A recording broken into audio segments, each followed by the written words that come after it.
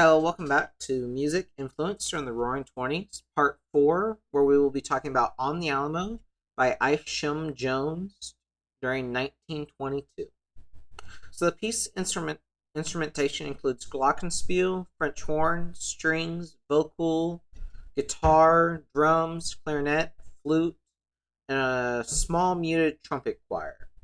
Vocals are sung in the soprano range, while instruments vary ranges when playing.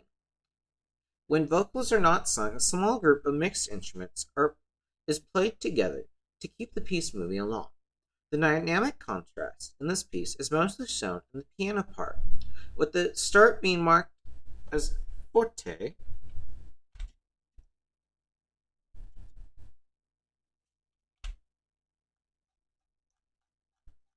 so the start is marked as forte, with a measure 9 it going down to mezzo forte.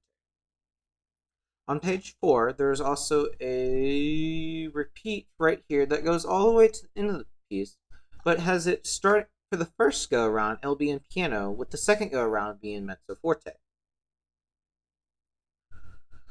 Dynamic contrast in the piano part allows the instrument to maximize high and low differences.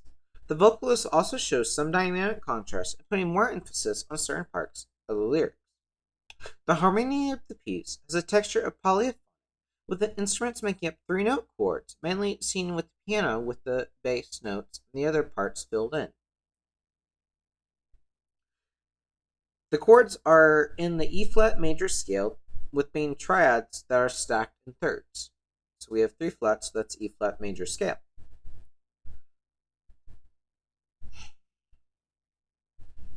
The piece may be based on the diatonic E-flat major scale, but also uses axis nulls to add some different pitches.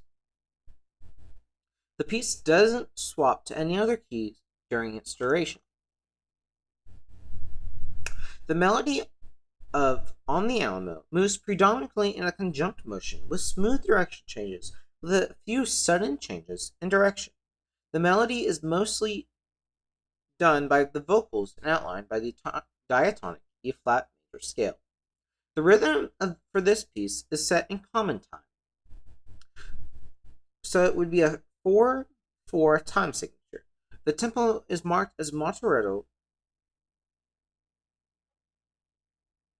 meaning moderate tempo.